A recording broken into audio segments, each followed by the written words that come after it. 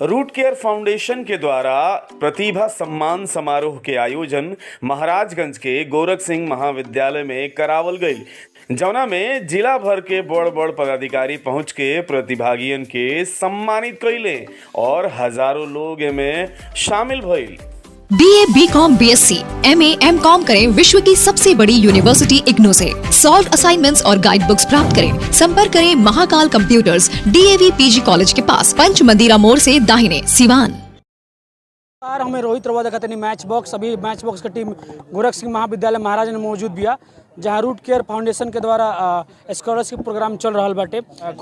मंजेश पांडे जी जौन एक फाउंडर बानी और आई आज बात करके प्रयास करती प्रोग्राम का चीज डॉक्टर साहब, सबसे पहले मैच बॉक्स स्वागत करती आज का चीज के प्रोग्राम आज रूट केयर फाउंडेशन के रहा, जौन कुछ स्कॉलरशिप टेस्ट हमनी के करत तनी सन उहे ओकरे प्रोग्राम रहा और लगभग 7-8 हज़ार बच्चा पूरा महाराजगंज मंडल के अलग अलग जगह पे एक एग्जाम सेंटर रहा और एहू जी सेंटर रहे काल। और आज उस सारा सेंटर के लड़का के रिजल्ट लगभग 200 लड़का के हमने आज जी सम्मानित करनी है सन।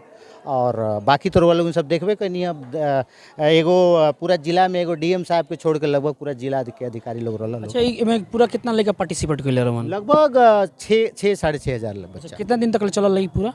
एक ही दिन हमने के एग्जाम लहनी सन 4 गो अलग अलग सेंटर पे लगभग 2-2 हज़ार बच्चा के। और आज ओकर समापन रहा, आज ओकर प्राइज डिस्ट्रीब्यूशन रहा। अच्छा, जे भी लड़का रूट केयर फाउंडेशन से जुड़ल बाटे और मेंबर से जुड़ल बाटे और जौन भी आज अवार्ड दिया लड़का लोग के, ओकरा आगे भी बढ़े कोनो अवसर दिया रहल बा? जी, हमनी के एक प्रयास कैले बनी सन कि जौन बच्चा एमे टॉप 15 आइल बड़ा सन, वो टॉप 15 के बच्चा के फ़ोन नंबर हमनी के लगे के भावे। इवन फ़ोन नंबर तो पूरा 8,000 बच्चा के भावे, लेकिन टॉप 15 बच्चा के हमनी के काल सवेरे कॉल करें सन, चाय पे हम अपना घर पे बुलावे के प्रयास करें। लड़का ना आवेला सन, पता ना कोनो झिझक भी होला, लेकिन हम प्रयास करें कि सारा बच्चा आवसन, ओकनी के प्रॉब्लम पर चर्चा होई। और रूट केयर फाउंडेशन ओकर बहुत बढ़िया से ओकरा के प्रयास करे के बाद कि वो बच्चा सन के हमनी के सही से ट्यूशन कोचिंग, जैसे अभी SDO साहब सदर कहनी है कि मंजेश जी या ADM साहब भी कहनी है कि इन बच्चों को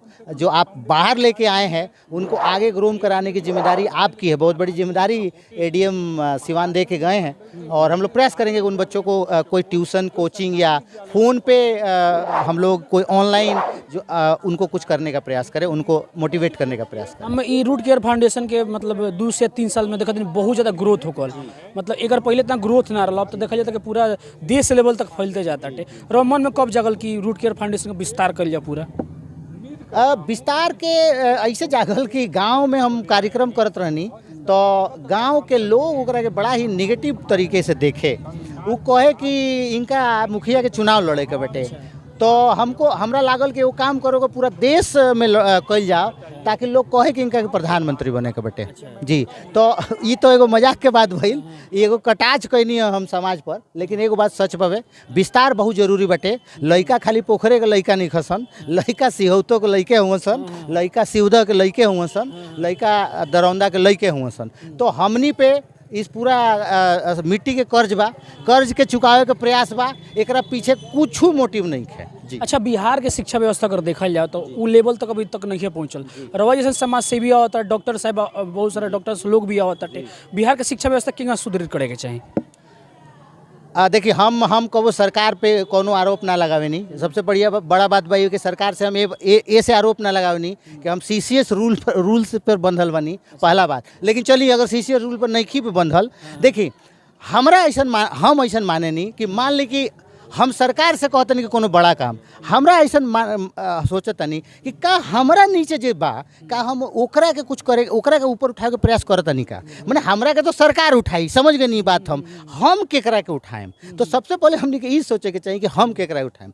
एगो बात सब लोग कहेला फंडामेंटल राइट, ये हमार फंडामेंटल राइट हटे, केहू ना कहला कि हमार फंडामेंटल ड्यूटी हटे है। तो जबले आदमी ड्यूटी अपन ना समझी, ओकर राइट ओकरा ना समझ में आई। जैसे लड़का बा बिस्कुट खाई लेकर राइट रहा, क्योंकि एकरा के बुलौल नहीं 11 बजे आ गई 4 बजे एकर राइट रहा, लेकिन वो रैपर देखियो जो रैपर बटे ओकर उठावलो ओकरे ड्यूटी रहा, जो उ ड्यूटी ना पूरा कैल सटे। तो रहो राइट ठीक बा, लेकिन अब उनका अब वो ड्यूटी प्रिंसिपल साहब पूरा करेम, हम पूरा करेम, लेकिन जो राइट ओकर रहा ओकर ड्यूटी ओकर रहा। तो प्रयास ही होको हमने के शिक्षा व्यवस्था पे ना कल जाओ, हम अकेला आदमी 5 गो लड़का के बैठ के 2 घंटा पढ़ाई, ठीक है, ऐसे बिहार के शिक्षा सुधर जाई, हम ये चीज़ के गारंटी देते नहीं। अच्छा, अब और का प्लान बाटे रूट केयर फाउंडेशन के और कितना एस्टेब्लिश करे के बाटे? रूट केयर फाउंडेशन के प्लान देखिए ये बा कि पूरा देश में रूट केयर फाउंडेशन होखो। अब मंजेश पांडे अगर मरियो जास नू तो रूट केयर फाउंडेशन पूरा देश में चलो। कादिर जी मौजूद बानी, यहाँ से पूछे के चाहते नहीं, बहुत दिन से यहाँ के जुड़ल बानी। कादिर जी बताइए, रूट केयर फाउंडेशन से रउआ जुड़नी, आज देखा जाता है कि बहुत बड़ा स्तर तक पहुँच गई बाटे, कैसन महसूस होता है? अच्छा महसूस होता। रूट केयर फाउंडेशन में जुड़ला से बहुत तरह के सामाजिक लोग के सहयोग भी होला। ये वो संस्था से जुड़ला के बहुत अच्छा। रउआ देख सकत नहीं कि अभी प्रोग्राम चल रहा बा पूरा, हम कह सकत नहीं कि भारी स्तर से ये प्रोग्राम चलत रहा। एडीएम, एसपी, जिला प्रशासन के पूरा ये टीम आयल रहा, और जितना भी बच्चा बड़े जरा पार्टिसिपेट कैल परीक्षा दिलन ओकरा के पुरस्कृत कैल, और टॉप 15 के जो डॉक्टर साहब बने ओकरा के स्पेशली तौर पर अवार्ड से सम्मानित करम। और जौन गरीब बच्चा बाटे रूट केयर फाउंडेशन से जुड़ के वो अपन सपना भी पूरा कर सकता। काहे कि ऐसा संस्था का होखल जरूरी बाटे, काहे कि अगर हमसे गरीब बच्चा सन के आगे बढ़ाओ तो अगर सरकारी संस्था के बच्चा जौन पढ़त लो, जौन भी गरीब बच्चा सरकारी में पढ़ के अपन टैलेंट को उभारे के चाहत लो, तो ई रूट केयर फाउंडेशन जैसा संस्था से जुड़ो और आके अपन टैलेंट के दिखाओ और अपना टैलेंट के दूसरा स्तर तक लेके जाओ। लगातार हम प्रोग्राम में बनल बानी रूट केयर फाउंडेशन के द्वारा जो स्कॉलरशिप प्रोग्राम चल रहा है, ये एवज में हमारे साथ डॉक्टर साहब बैठा गए।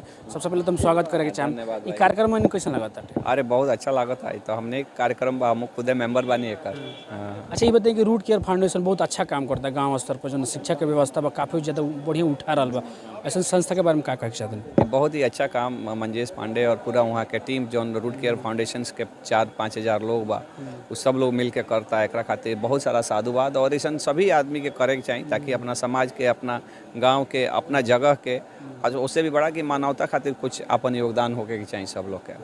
अच्छा, रूट केयर फाउंडेशन लगातार बहुत दिन से देखा था, मतलब कम समय में सिवान जिला में बहुत ज़्यादा इस्टेब्लिश कर लिए बाटे, और ऐसा और भी संस्था आए चाहिए कि ना सिवान जिला में? बहुत आवे के चाहिए, और बहुत आइलो बाटे, ऐसा नहीं कि बहुत सारा संस्था और ही आइल बाटे, लेकिन रूट केयर फाउंडेशन जौन स्थान और मुकाम जौन इतना कम समय में एथी कैले बा, सचमुच मैंने एगो हमनियों खातिर गर्व के बात बाटे। लगातार हम प्रोग्राम में बनल बन दिखावत रहे रूट केयर फाउंडेशन के जो प्रोग्राम बाटे, फाउंडेशन के जो प्रोग्राम रहा काफ़ी देर तक चलल हटे, और लगातार हम लोग से बात करत तनी और दिखावत तनी। शंभू सोनी जी मौजूद बनी, और आए हम पूछे के प्रयास करते कि कार्यक्रम में आके कैसन लागल और रूट केयर जो फाउंडेशन जो काम कर रहा बा एक बारे में जाने के प्रयास करते। सोनी जी बताइए कि कैसन लागल प्रोग्राम? प्रोग्राम तो बहुत बढ़िया लागल है। यहाँ पर छोट छोट बच्चा को लियाई रसन, कंपटीशन दिलासन अपन, आ बहुत अच्छा उन लोग के एगो समझी कि एबरा आज अपना घरे जो है गिफ्टवा लेके जाइए सन, एगो बहुत बड़ा प्रोत्साहन उन से मिले, घर के लोग भी दी कि हमार लड़का लागत है कुछ काबिल बाटे, कुछ करी, तो ओकरा में घर के लोग ओकरा के और सहयोग करी, ओकरा के और थोड़ा सा जोन बाटे कि मोटिवेट करी कि ना भाई तनी एकरा से और ही बढ़िया करो, चकाचक करो, कि जरा से कि हमारे लड़का के जोन बाकी भविष्य आगे जोन बाटे उज्जवल हो की। और संस्था के बारे में जहाँ तक ले हम जानते नहीं कि अभी रुआ 3 महीना पहले के हम बात बताओ तनी कि अभी हमरा के इस संस्था के माध्यम से भारत सरकार के मंत्री अश्विनी चौबे के द्वारा हमरे के सम्मानित करल गई। तो बहुत अच्छा माने संस्था ही जोन बाटे कि अपना जिला से, अपना गाँव, अपना जवार से ऐसा ऐसा टैलेंट के पकड़ के लिया के ये अपना संस्था के माध्यम से सम्मानित करवाता, ये बहुत बड़हन बात बा, बहुत बड़हन बात बाटे। अनमोल है मौजूद बनी, लगातार हमसे के अनमोल भाई के का कहीं से बहुत चर्चित चाहिए टीम अनमोल यहाँ के चलेला, गरीब जे भी बाटे, जे भी असहाय बाटे यहाँ के बहुत मदद करनी, और कभी कभी यहाँ के स्टेशन पर भी देखा था कभी सिवान स्टेशन पर गरीब असहाय के मदद करे। कैसा लगता है शिक्षा व्यवस्था के सुदृढ़ कल जाता है, ऐसा ऐसा संस्था बाहर निकल के आवता है? रूट केयर फाउंडेशन लगातार गरीब के तो मदद करबे करेला, और स्वास्थ्य क्षेत्र में काम करबे करेला, और साथ जो ये गांव के देखा शहरी क्षेत्र में तो बहुत सारे लोग काम करे, लेकिन जब ग्रामीण क्षेत्र में, क्योंकि ग्रामीण क्षेत्र में सबसे बड़ा बात तो पीछे के कारण शिक्षा का अभाव होला, तो मंजेश सर के द्वारा या गांव में ग्रामीण क्षेत्र में छोटा छोटा बच्चा जो 9 के बाद 10 के बाद उन औसन बच्चा के प्रतियोगिता में पार्टिसिपेट करावल जाता और प्रतिभा निखारा जाता ताकि बच्चा के लागे कि हम भले हम गाँव में बानी लेकिन हमारे कला बा हमारे प्रतिभा बा जेके माध्यम से हम समाज के बेहतर कर सकतनी। मंजेश सर हमारे कार्यालय पे सिवान आई रहनी और उन्होंने बताया कि हमारा प्रयास ये बा कि जो ग्रामीण क्षेत्र में शिक्षा छिपल बा जो बच्चा समझ नहीं के पाते कि हमारे बात हम कैसे दिखाई कोनो मंच नहीं, क्योंकि जाहिर सी बात है कि पैसा के माध्यम से हर कोई बड़ा बड़ा मंच के हासिल कर लेवेला, लेकिन गरीब लोग उतना पैसा ना होला, उतना लिंक ना होला, उतना सोर्स ना होला कि वो अपन प्रतिभा को कहीं दिखा सको। आज ग्रामीण क्षेत्र में मतलब बताया जाता है कि हमारा लागत है कि हर घर में एगो प्रतिभा बा, हर घर में प्रतिभा, लेकिन उजा कोई मिलत नहीं के, कोई मार्ग नहीं के मिलत कि जो बताओ कि कहाँ चल के कैसे करेगा, लेकिन टैलेंट के पहचान नहीं के इसी मंजेश पांडे द्वारा इस चीज़ के खोज करल जाता। आज देख रहे हैं कि कितना सारा बच्चा के भीड़ लागल है। अब शहरी क्षेत्र में एगो बच्चा जमीन पे ना बैठी, लेकिन आइए देखते हैं कि जमीन पे बच्चा बैठल बा। कैमरा पर्सन कहम कि बहुत छोट छोट बच्चा दिखावा, बहुत छोट छोट बच्चा जोन गरीब परिवार के बहुत सारा वर्ग के लोग आए और स्पेशली एक प्रोग्राम कराओ गया जो बच्चा अपन टैलेंट को उभर के आगे ले जा सके। अनमोल भाई बताओ तो नहीं बहुत अच्छा लगल और बताई। अब इससे बहुत गर्व के बात बा और सबसे बड़ा बात बा कि हर बच्चा का सपना होला कि हमरो बड़ा आदमी के हाथ से कुछ मिलो। आज अब सोची कि सिवान सदन के SDO साहब रहनी, कई सारे अधिकारी रहनी, ADM साहब, उन लोग के हाथ से बच्चा सम्मानित मिली तो बच्चा तो खुश होते बस, साथ साथ उनका परिवार खुश। माता पिता के सपना होला कि अपन बच्चा के अपन आँख से कुछ अवार्ड लेते हुए देखिए, मंच पे देखिए, ऊंचाई पे देखिए। हर माता पिता का सपना होला कि बच्चा के हम शिक्षा दो तो नहीं, पढ़ाओ तो नहीं, तो हमारे से ऊँचा खड़ा हो। क्योंकि आप देखो कि बहुत सारा माता पिता आई लो वो नीचे कुर्सी पर बैठे, बच्चा उनका ऊंचाई पे खड़ा सम्मानित होता, तो बहुत गर्व की बात है। क्षण आज हमें आता कि पूरे गांव में आज जितना सारा बच्चा पार्टिसिपेट कर रहे लोग उतना घर में लाता दीपावली की तरह अवसर हुई। दिखाए के हम प्रयास करम के देख ली कि भव्य मंच सजल रहा जहाँ सिवान जिला के पूरा जिला प्रशासनिक टीम आए रहा, जैसे ADM साहब, अनुमंडल SDA और जे भी बाटे आज ई प्रोग्राम में अल पार्टिसिपेट कल और जे भी गरीब बच्चा रहा ओकरा के अवार्ड से सम्मानित कल रहा। ये रूट केयर फाउंडेशन जो मंजेश कुमार पांडे जी एक फाउंडर बानी वहाँ के द्वारा आयोजित कल गया। बहरहाल देखते रही मैच बॉक्स। नमस्कार।